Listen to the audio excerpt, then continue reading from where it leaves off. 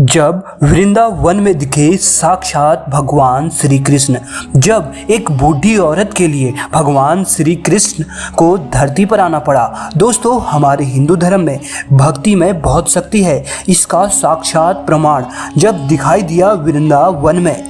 दरअसल दोस्तों, ये बात आज से कुछ साल पहले की है। वृंदावन में एक सीताबाई नाम की बूढ़ी औरत अपने पुत्र राघव और गीता के साथ रहती थी। सीताबाई भगवान श्री कृष्ण की भक्त थी। एक बार सीताबाई जब वृंदावन के मंदिर में घूम रही थी तो वहीं उसे मंदिर के करीब एक दुकान में भगवान श्री कृष्ण की प्यारी सी अनोखी मूर्ति दिखाई दी। वह तुरंत उसे दुकान से खरीद कर घर ले आई। शुरुआती दिनों में तो सब कुछ सामान्य रहा। सीताबाई भगवान श्री कृष्ण के उस मूर्ति की पूजा करती और फिर अपने कामों में लग जाती। परंतु धीरे धीरे सीताबाई का भगवान श्री कृष्ण के उस मूर्ति के प्रति लगाव बढ़ता गया। एक माँ की तरह वह भगवान श्री कृष्ण के उस मूर्ति का ख्याल रखने लगी। सुबह उस मूर्ति को नहलाना और छोटे छोटे नए वस्त्र पहनाना।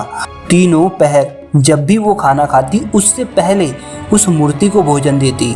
हर समय मूर्ति के पास आकर कहती, मेरे लल्ला तुम्हें कुछ चाहिए? मेरे लल्ला तुम्हें गर्मी तो नहीं लग रही?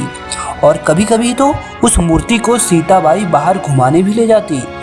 सीताबाई के पुत्र और बहू ने समझा माँ अब बहुत बूढ़ी हो गई है, शायद इसीलिए अब इनका दिमाग भी बच्चों की तरह हो गया है और उस मूर्ति के साथ बच्चों के गुड़िया की तरह खेल रही है।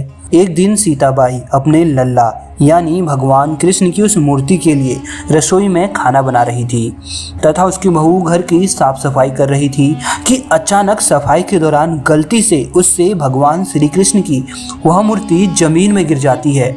सीताबाई तुरंत रसोई के हर काम को छोड़ तुरंत उस मूर्ति को देखने बाहर के कमरे में आती है। कृष्ण की मूर्ति को नीचे गिरा पड़ा देख वो चिल्लाती है, मेरे लल्ला, और उस मूर्ति को जमीन से उठाकर अपनी गोद में बैठाकर रोने लगती है। रोते रोते वो अपने बहू बेटे को कहती है, हाय मेरा बुढ़ापा बिगड़ गया, मुझ अभागी से मेरा लल्ला का ध्यान नहीं रखा गया। आखिर कैसे इतनी बड़ी गलती मुझसे हो गई? कहीं मेरे लल्ला को कुछ हो ना जाए। मेरा लल्ला मेरे सामने जमीन में गिर गया। फिर वो अपने बेटे राघव और अपने बहू को पास बुलाती है और कहती है, जल्दी से जाओ और किसी डॉक्टर को पकड़ के लाओ। इस पर बेटा मना करते हुए सीताबाई को समझाता है, माँ तू पागल हो गई है, ये एक मूर्ति है ना, और एक मूर्ति के लिए डॉक्टर नहीं आएगा। इस पर सीताबाई और जोर जोर से रोने लगती है और अपने बेटे तथा बहू को कहती है कि ये एक मूर्ति नहीं है, ये मेरा लल्ला है। अगर मेरे लल्ले को कुछ भी हुआ तो मैं भी मर जाऊंगी। देखो दर्द से कैसे रो रहा है। अपनी माँ के मन को बहलाने के लिए राघव एक डॉक्टर के पास गया और बोला, मेरी माँ पागल हो चुकी है, तुम झूठ मूठ में उस कृष्ण की मूर्ति का इलाज करना और कहना कि तुम्हारा बच्चा ठीक है। डॉक्टर सीताबाई के पास गया और सीताबाई की गोद में उस मूर्ति को देख बोला, अरे मुझे तो तुम्हारे लल्ला की कोई भी चोट नहीं दिख रही, तुम तो खाली ही बेकार में परेशान होती हो, तुम्हारा लल्ला तो एकदम स्वस्थ लग रहा है मुझे। इस पर सीताबाई कहती है, तुमने तो दूर से ही देखकर मेरे लल्ला को स्वस्थ बता दिया। एक बार मेरे लल्ला की धड़कन तो देखो, उसके नब्ज तो देखो, मुझे लगता है मेरे लल्ला को बहुत दर्द हो रहा है। सीताबाई की जिद पर डॉक्टर ने जब भगवान कृष्ण की उस मूर्ति की धड़कन को जांचा तो वो हैरान रह गया। उसके सांसें तेजी से चलने लगी और दिमाग ने मानो काम करना बंद कर दिया हो। डॉक्टर पूरा पसीना पसीना हो जाता है और एक जगह पर ही खड़े मानो जम सा गया हो। लल्ला यानी श्री कृष्ण की मूर्ति में प्राण थे। उस मूर्ति का सीना धड़क रहा था। सीताबाई के बेटे और बहू को भी कुछ समझ नहीं आ रहा था। वे बस सीताबाई, कृष्ण की मूर्ति और डॉक्टर तीनों को एकदम देखते रह जाते हैं। वह डॉक्टर सीताबाई के चरणों में गिर पड़ा और बोला, धन्य है तू माई और तेरी ममता।